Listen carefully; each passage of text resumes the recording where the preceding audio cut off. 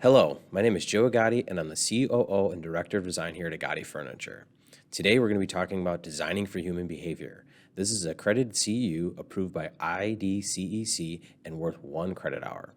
Just to start off, I want to give you a little background on me. I have a background in product design, product development. I went to school for what they call industrial design, which is just kind of a overarching term for kind of product design. Nice thing about industrial design, it lets you kind of go into a number of different facets. So it gives you a good broad base of just understanding of basic product development, problem solving, and then being able to kind of leverage that into a lot of different fields. And so, like we said earlier, I started my career with Radio Flyer. So they're based here in the west side of Chicago.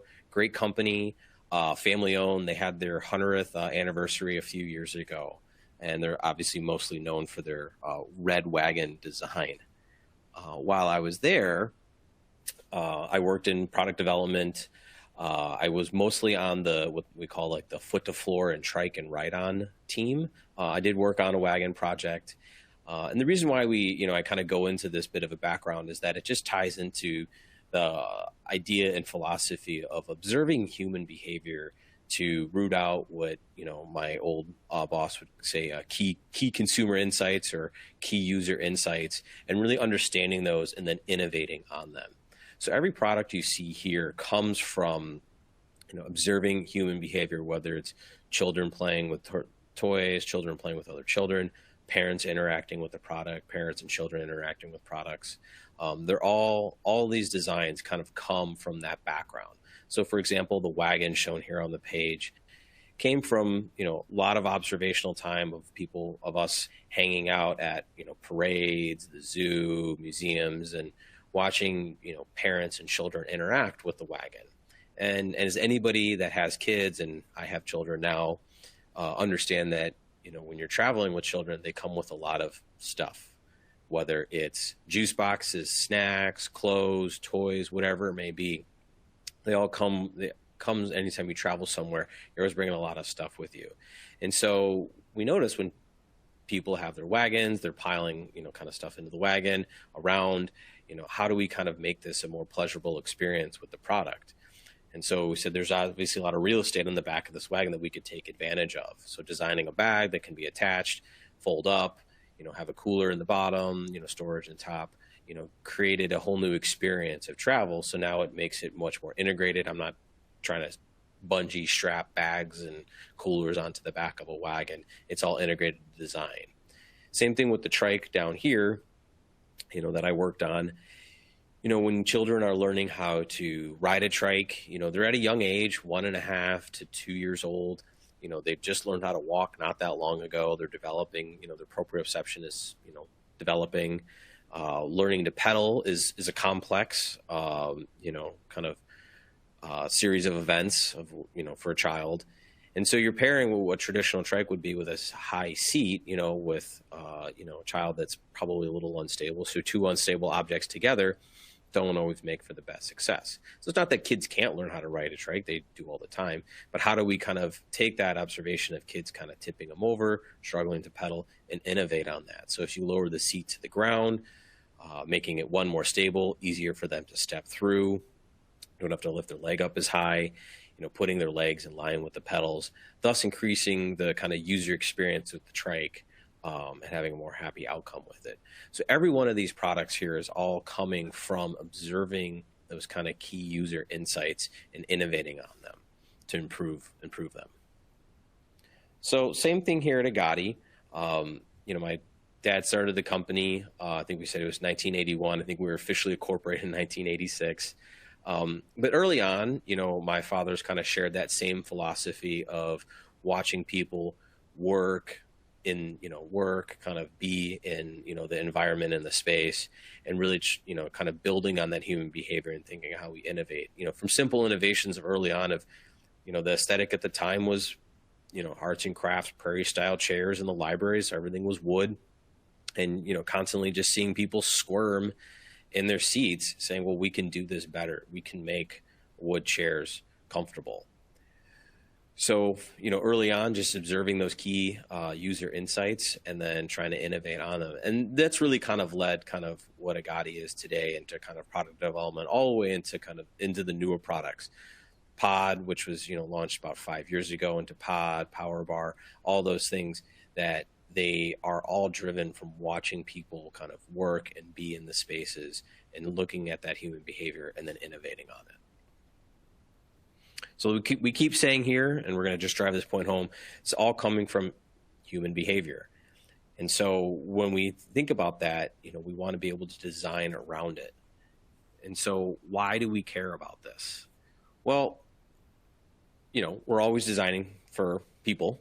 And then with that is that when we understand human behavior, it creates an opportunity to focus on our mental health and wellness. And this has become more and more important. So we started giving this presentation about 4 or 5 years ago. And at the time, we were stressing the importance of mental health and wellness. And that had not had as big of a understanding as it has now about 5 years later, and how important that is. At that time, it was just kind of starting to understand, like, oh yeah, people feeling comfortable. We should care about how people feel in a space. Mental health, that's important. It was kind of emerging. And I think as we've gone on, especially with a pandemic, pre and post, really having a better understanding of how mental health plays into our wellness and how important it is. Because at the end of the day, no matter what's going on, we want to get to a place of peace of mind. And so just to kind of give us a framework to start off with, we use and we talk about this from a perspective of Maslow's hierarchy of needs.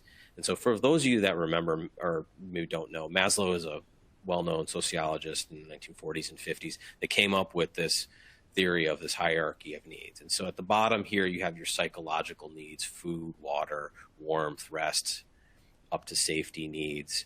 And then as they kind of go up and through here, we get out all the way up to self-actualization. And so really, to kind of move yourself up, you have to address need by need by need. And so Maslow breaks it down into kind of 3 buckets here. You got your basic needs, your psychological needs, and your self-fulfillment needs. And so for today's purposes, we really want to start off kind of with the good foundation of your basic needs.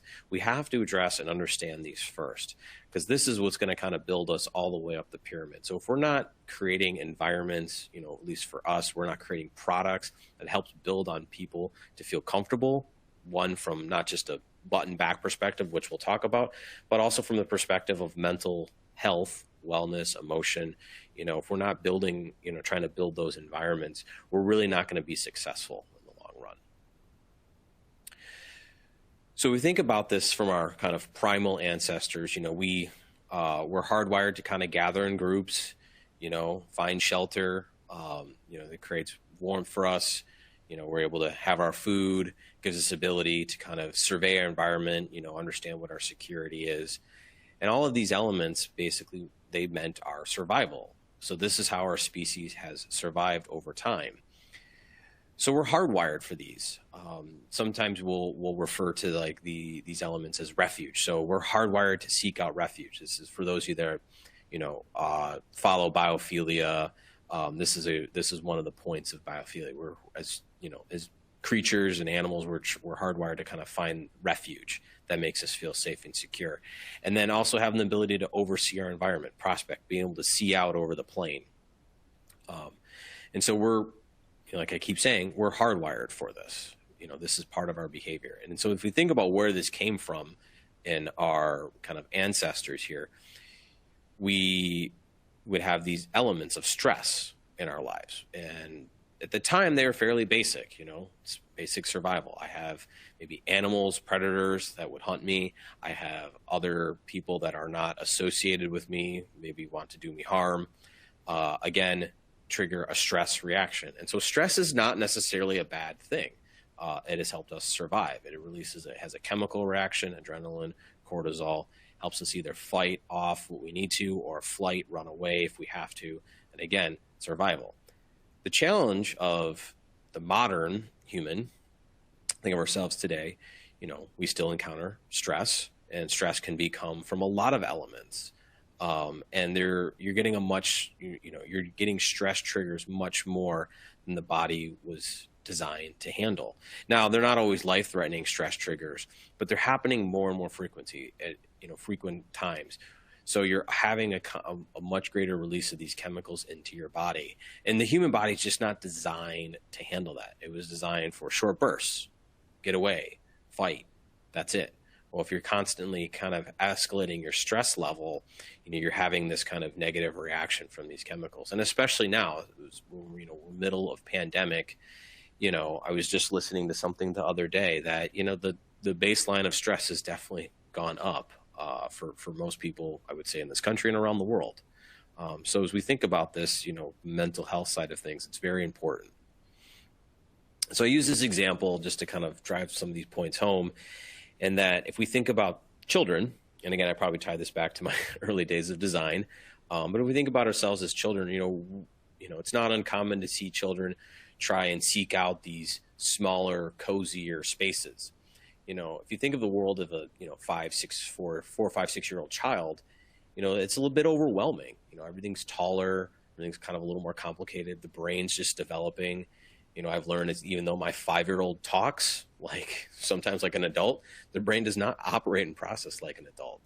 It's always challenging and fascinating to watch a child have a temper tantrum.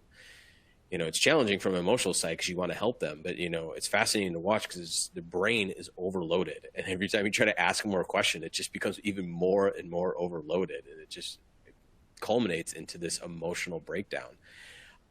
So we're kind of hardwired to kind of avoid that, and we want to find these secure spaces.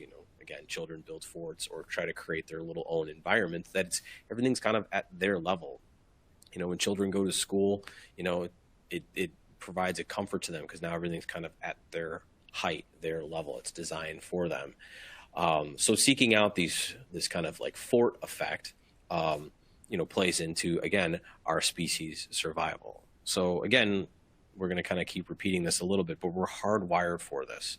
And so if we think about how our behavior and how we've evolved over time, and even if we focus on the modern human, 300-ish thousand years we've been around, and then we kind of compare that to the elements around us, things that evolve around us, our behavior, and we don't evolve that quickly, while elements around us like technology. And again, I stopped here at 2016, but just think about in the last 4 or 5 years, how technology has evolved over time.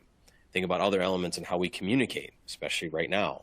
This is very top of mind, how that's evolved over time. So what happens is we start to kind of think that, these things that evolve quickly around us, that changes our behavior. And I'm not saying there's not influences that happen, but really what makes us feel comfortable doesn't really change. Our behavior does stay fairly constant. And so there's negative sides to that, but there's benefits. The benefit is that we are predictable. I know those of you thinking that in a public library, it's can be sometimes hard to predict, like, I can't believe somebody did that. But at the root of things, we know that the things that make us feel comfortable are fairly constant. And so because we know that, we can build upon it. So I use this as an example. And I use this a lot because it just is really good. It's really great to kind of capture moments in time where you can really kind of see that it's the 10 years apart. We showed that kind of the evolution of technology, and so if you look at it, the technology's changed. 2006, most people did not have their own personal devices. People went to the libraries to access the technology. 2016, people have multiple personal devices that they're working on. The behavior stayed constant. 2006, everybody sits in the middle of the banquette. 2016, rapid change in technology, people still sit in the banquette. 2006, bag goes on the side. That's the stay away bag. I don't want anybody sitting next to me. 2016, stay away bag is still on the side. Again, technology has evolved around us. Communication has evolved around us. All these elements have evolved around us. The stay away bag is still there. The book is still out. I think I remember people saying, books were, ebooks were going to take over. Everybody's freaking out. I think I heard the other day that something like 20% of readers use ebooks. So people still use books. Again, there's that comfort level of there. So and I think the reason why people are using them in these spaces, again, it's the stay away. This is my space. I want to keep everybody away from me. So while all those elements have been evolving around us for the last 10 years, we're still seeking out the same kind of comfortable environments. So why else do we care about this? So yes, mental health wellness is important, especially with everything going on.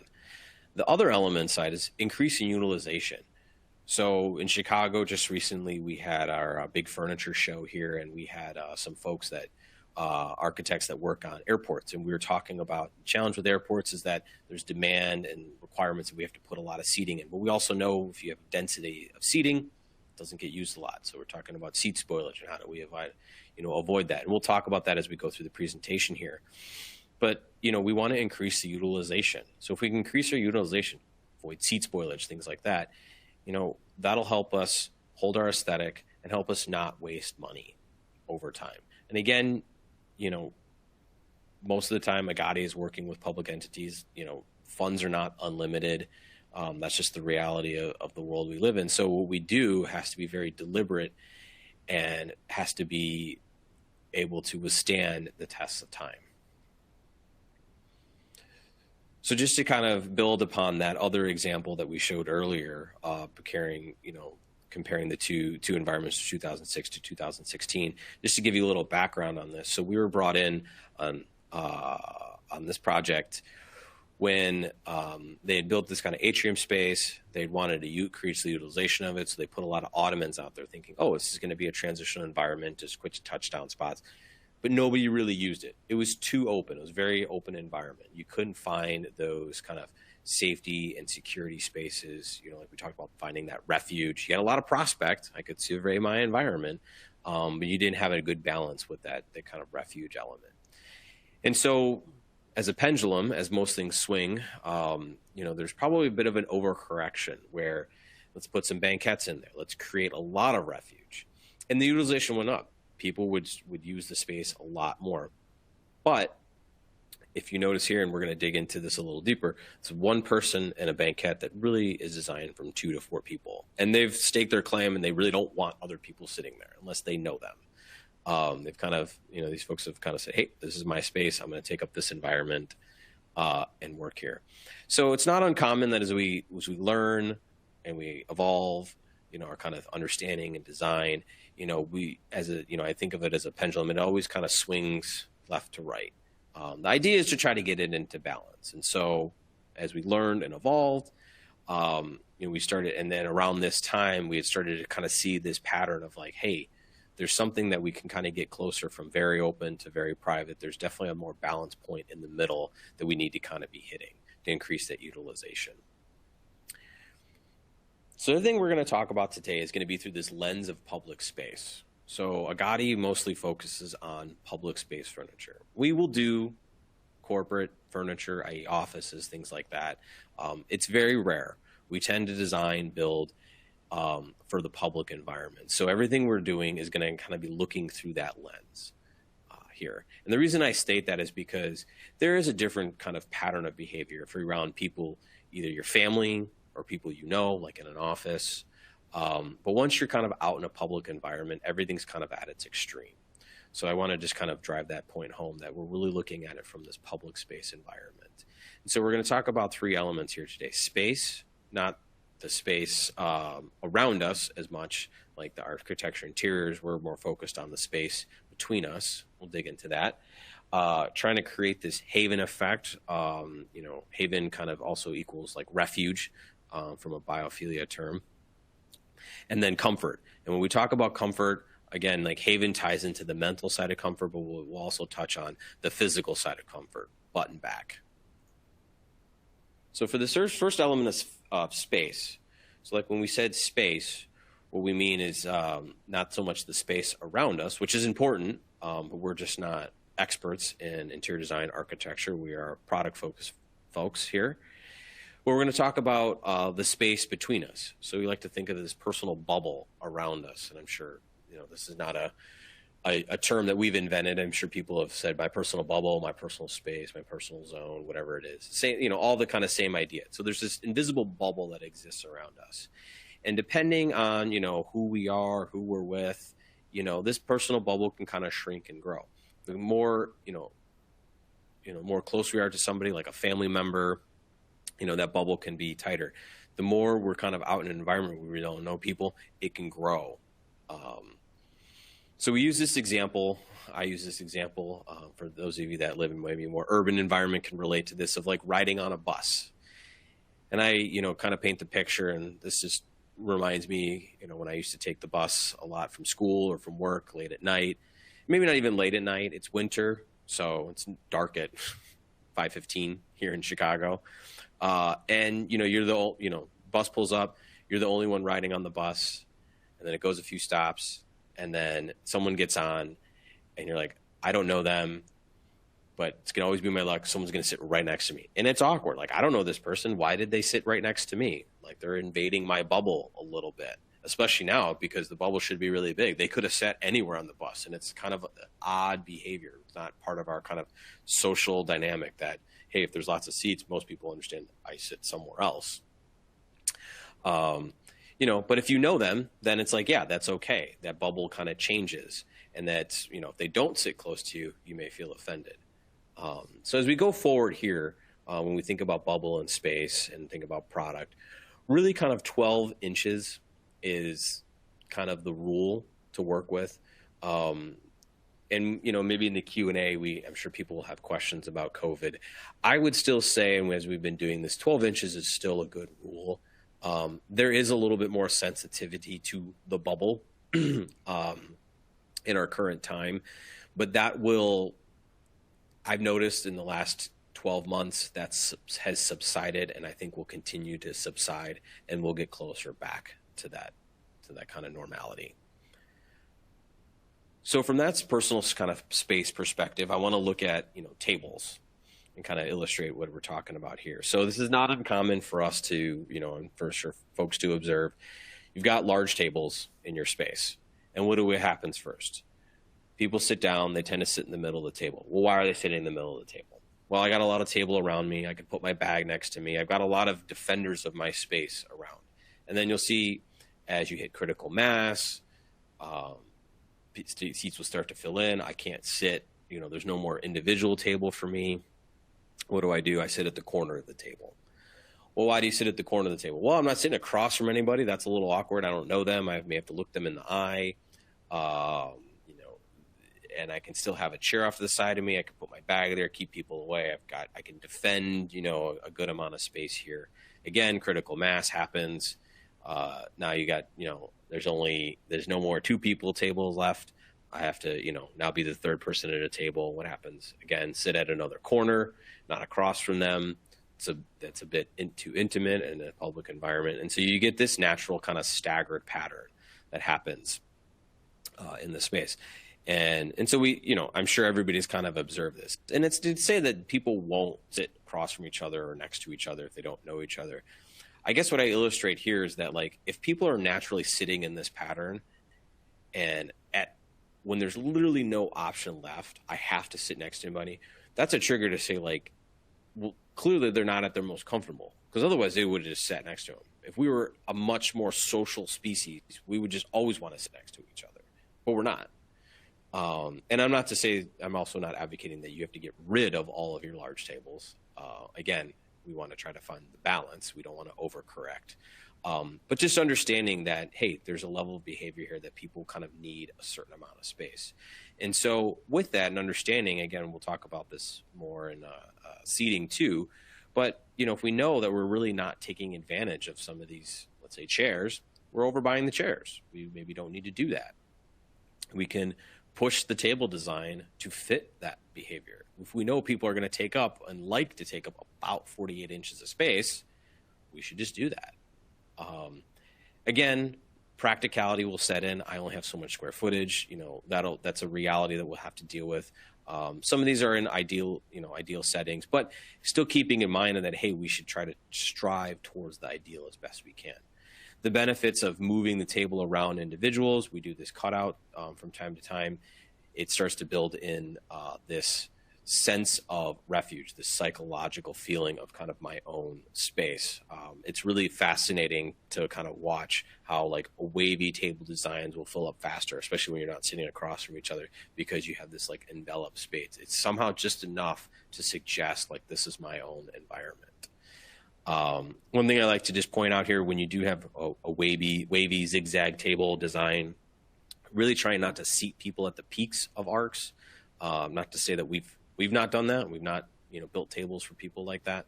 But just understanding that really you're kind of putting somebody really out in an environment.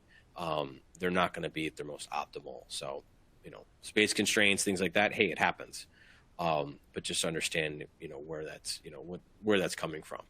Then if it is like in a wavy table or zigzag table, stagger table design, is that these become kind of like teamwork areas. So, it's good for not just individuals, but if people know each other, this kind of becomes that kind of collaboration zone. And they don't have to be wavy tables. There's lots of ways to achieve this. But just thinking about understanding and not just overpacking the space is what's important. So from this, and we started doing this a few years after we started giving this presentation, we started splitting up tables and not just looking at them as one whole. But there's an element of like high tables that we want to kind of just talk about here, because from the top-down view, we're really talking about the haven, refuge, and we'll talk about haven a little more in detail, kind of that refuge feeling. But with the high tables gives us this element that we can build on, this prospect, being able to oversee our environment, and that plays into a feeling of comfort. And I want to illustrate here, when we look at this, of like why that's happening. So if you think about, there's kind of like 3 points in a room. You have people maybe at a low seat, maybe that's at a table, maybe that's a lounge chair. You have people, if you have high tables, you have people at high seats, and then you have people kind of walking through the space. So if you just look at it kind of from like a headline perspective, let's say if you had that same person at all kind of 3 points, probably at their, depending on how tall they are, they're probably going to be at the highest when they're standing. But they're not that, sight-wise, go to my next slide here, from that kind of view perspective, they're not that far off from the standing height table.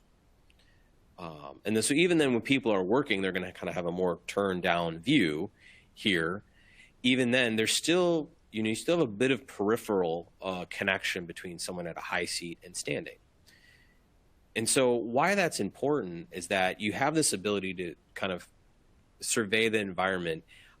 You can get people that will sit next to each other. You can get a slightly higher density of seating as you lift them up. And that's one reason why we wanted to kind of separate this out here. Again, it's getting into the balance. I would not say, let's just do all the tables standing height. Again, that's not really what we want to do. It's, again, striking that balance kind of throughout the space. But this does give us an ability to tap into that, prospect that can drive comfort in people. So, that's looking at it from the table's perspective. I want to just touch on seating here and thinking about space. Again, this is, we do a lot of airport seating, so this comes up a lot more in those kind of environments. But I think it's important for us to, kind of just look at from a table perspective and a seating perspective. So if you think about, kind of lounge seating, especially if like high density areas, waiting rooms, waiting areas, again, aviation, airports, it's not uncommon to see lots of seats in a row.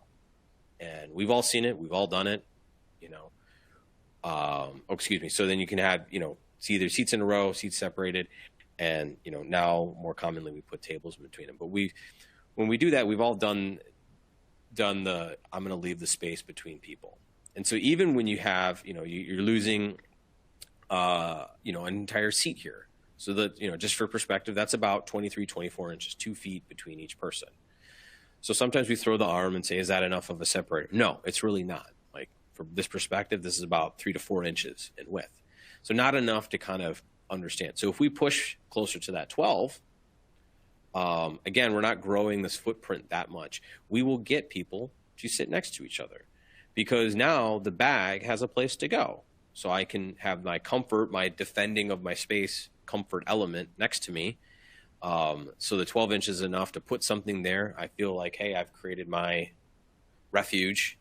And I'm not really getting kind of seat loss or seat spoilage. It creates other opportunities, integrate power, which is always so important, but increases that utilization of the space.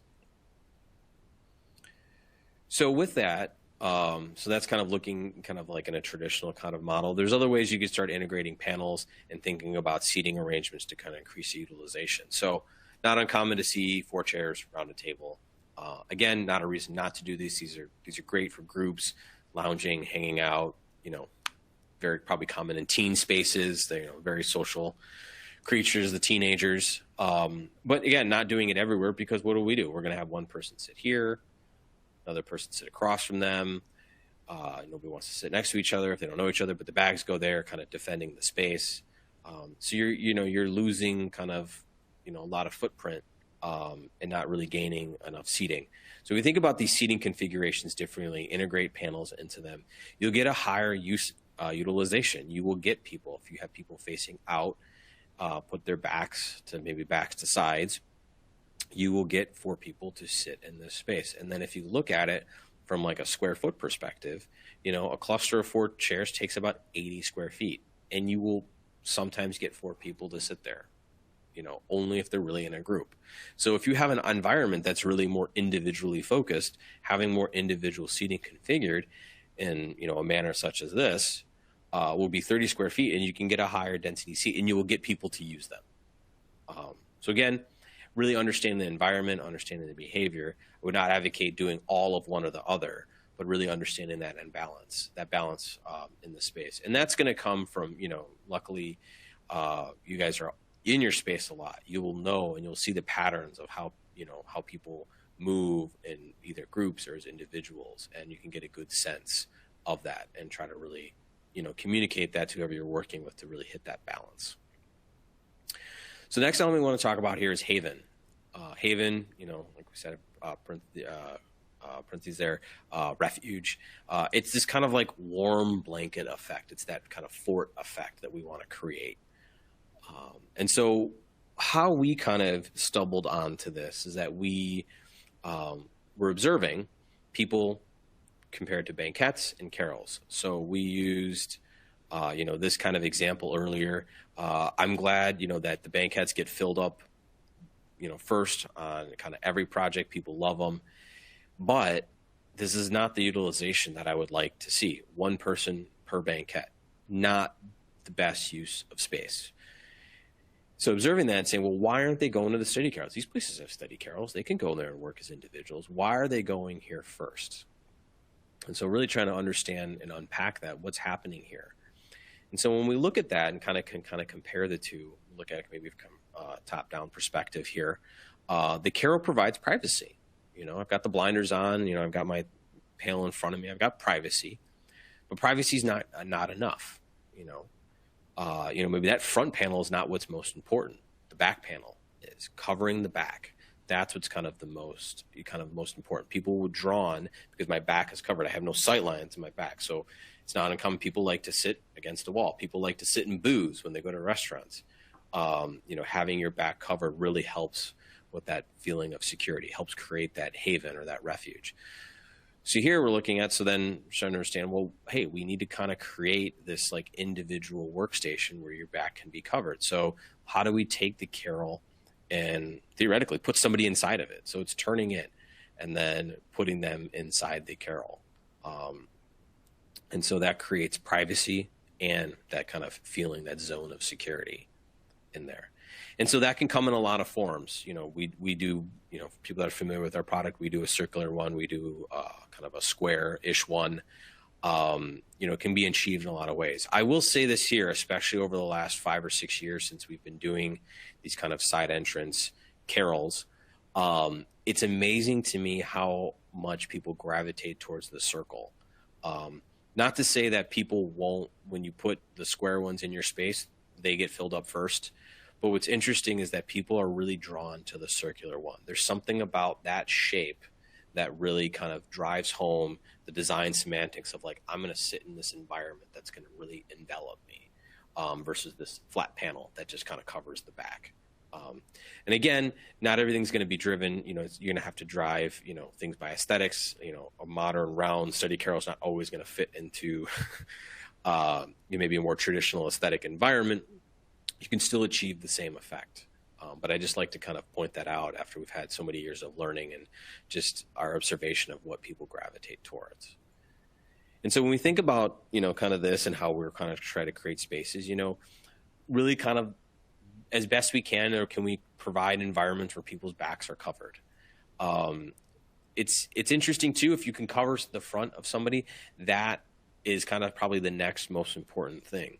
One, covering the front helps distraction. So as people walk by, I do less looking up. As if people can see my camera here, I'm in my office, if someone walks by, it's my next reaction to pop my head up. So if you have something covered, that helps kind of cut down distraction. And if you can cover a side, again, that's building on that kind of refuge element, that haven effect. It's not always possible, but in the opportunities that we can take advantage of them, this is a great kind of work environment that's going to make somebody feel comfortable and secure. And so when we first started in this presentation, we were focused on top down. And as we've learned and gone on, there's an important point that we want to talk about, kind of just looking at everything kind of from a horizontal perspective with panel heights, because we get a lot of questions on these. We get, can we make the panels taller? Can we make the panels taller? And, I have to admit that just making the panels taller, has somewhat of a negative effect. It kind of works against you. There's this kind of like zone of security. You want to be about 39 to 48 inches high. You can go a little higher, but that creates a nice zone of security. As you go above that, what ends up happening is you start to work against yourself, where, you start to, the panels are going to get higher and higher. I'm going to get that much more disconnected from the environment. I'm going to lose like the ability to, have that prospect element. It's nice at 48 inches. Most people's eye lines are covered. And so all you need to do is a nice head stretch to kind of connect with the environment, and then you're back down. So as you go higher than that, it has a diminishing return. It's not to say that you can. It's not to say that people will never use it. But what we've observed is that people, if you're in that range, people will gravitate towards there first. So there's a lot of products that will achieve this kind of, haven, kind of refuge effect out on the marketplace. So one of the last elements we want to talk about is comfort. So we've spent a lot of time talking about the mental side of comfort. Now we really want to kind of talk about the kind of mechanics of comfort, butt and back. At Agati, we always want to make sure we're given good butt and back. So we're going to kind of break it down into 4 different categories here. So you have this lounge kind of activity. You have what's a hybrid and has been very popular over the last 5 and 10 years, was this work lounge. And we'll get into that and kind of really understand the difference between those two, because they get used kind of incorrectly a lot of times. And then you have this kind of longer working activity and quicker working activity. So if we look at the kind of the lounge chairs usually are lower sit, deeper sit, more recline on the back. So we say these fall into this like 20-20 rule. And so what we mean by that is that you're probably going to get about 20 degrees difference between the seat. Now, it's not always exact. If you go up to every lounge chair, it's probably not going to always fall into 20, but it's going to be more reclined, much more than what would be like a side chair or pull-up chair. And then it's going to be deeper on the seat. You're going to have, because you're reclined, you're going to sit a little deeper on the seat. And so these, lounge chairs are great for, and the little counterintuitive are great for shorter activities, waiting, checking phone, checking tablets. Then they will jump, to a much longer activity like, extended stay of like maybe reading. I'm very deliberate here not to put a work element towards lounge. The posture in lounge chairs is not necessarily ideal to work at. That's where the success of work lounges come in, and I think why they become more popular. So we'll kind of talk about that as we go through here. So the next one we want to talk about is this kind of like longer working activity. And again, this is more what's going to be like more traditional chair and table kind of setup. So it falls into this 10-18-18 rule, where you're 10 degrees maybe at most on your back. But so the point is that it's more vertical than the lounge. It's going to put you in a more upright position. Paired with a table, it can be very comfortable. You're going to have a shorter seat, a little higher seat.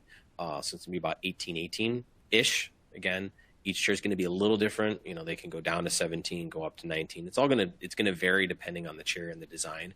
But the point I want to drive home here is the back is vertical, the seat is shorter.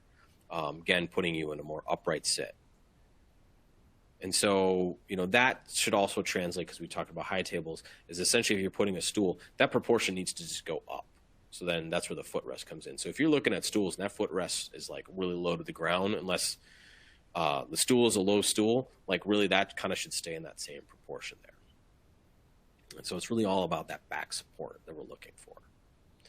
So if we look at this and then compare it to, when we're talking about this work lounge, again, we want to bring that same back support into that lounge. And I think the reason why the work lounges like banquettes, things like that are more popular is one, they have this nice squishy cushion quality to them. You can really nestle into them. I think building into that kind of refuge feeling. But the importance is that it's not a lounge chair. It still has to have those same proportions as a long working chair. And then if you really kind of compare the two, and you put them into a table, a lounge chair, you're going to have, a lot of space between that back. That angle is off.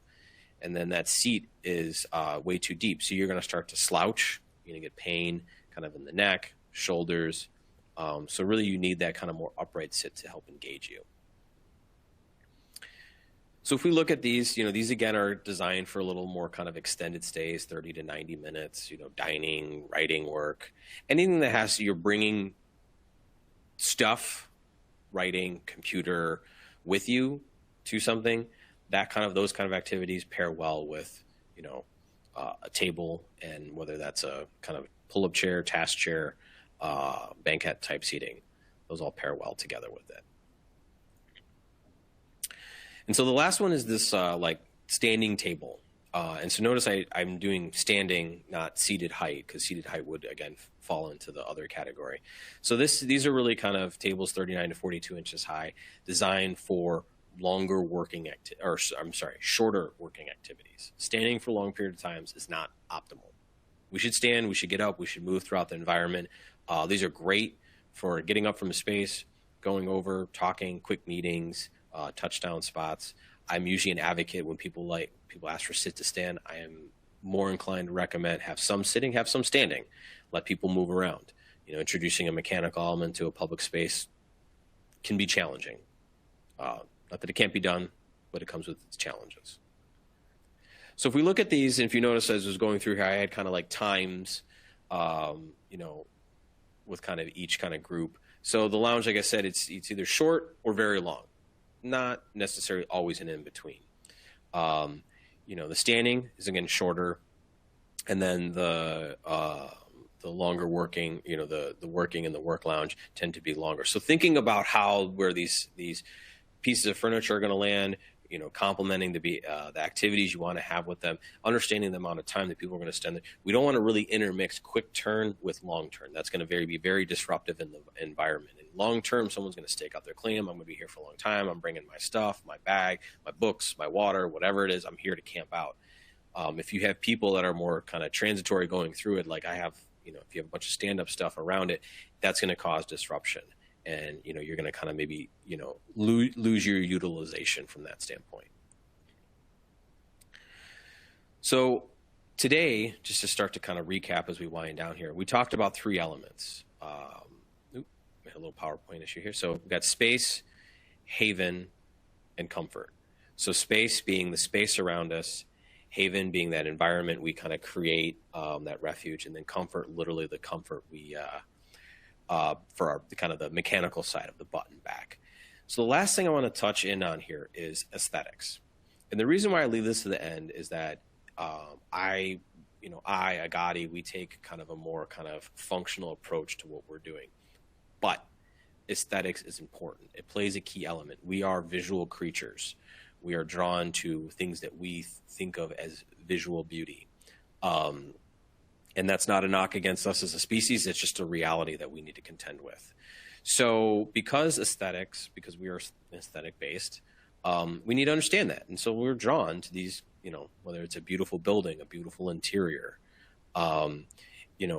it plays a role into how we engage with the spaces. So for example, you can have an environment like this. And I would say, we can touch on a lot. You can create space in here. I can create some haven in there. I can throw some really comfortable furniture in there, but the aesthetic element of the space is not engaging. Same environment, way more engaging. Fresh paint, fresh carpet, lights make a large difference. Just reformatting make a large difference. But in there, now I can take these elements that we talked about, pairing that with the aesthetic, and then you're really gonna kind of nail the environment. So Again, this is a take on a side entrance study carrel to some degree, but you're literally sitting in a cage. You know, you got a nice connection outside. I got a window, but you're almost sitting like a prison cell. Versus you can work and engage in an environment like this. My back is covered. I got some nice natural elements. The fire's going. Much more engaging space. You know, comparing the two, you know, both, you know, I've got some privacy in here. I'm in my own room. I've got a carrel, you know, somewhat sterile environment. You know, looking at, hey, I've got the tables that wrap around me. I put out, you know, a more open here, but you're going to get a higher utilization. Again, coming off that aesthetic element. So really why we kind of like end on this note is that the, you know, kind of the three principles or three elements we talked about here: space, the space around us, haven, kind of then fort environment effect we create, and then the mechanics of comfort. They're important. And I think those should really be the kind of foundational building blocks. And then they have to be layered on with aesthetics. That's still an element that has to be considered. I usually give this example. I have a background in aviation as well, that, you know, for most of the people know or have any understanding of aerodynamics, that an airplane wing flies on this kind of Bernoulli effect, high-low. You know, you've got wind speed creates high-low pressure, thus creating lift. And that accounts for 90% of the reason why the airplane flies. But you have this other 10% element. You have to have air molecules in the air. And if you don't have enough air molecules, the airplane won't lift off the ground. So if an airplane's at, you know, certain high altitudes, or if it's too hot and there's not enough, you know, not enough air density, the airplane just won't fly. And so while it only accounts for 10%, you need it all together to really make it work. And that's how aesthetic plays in here, is that it's kind of the glue that'll pull everything together and really make the space and the product work.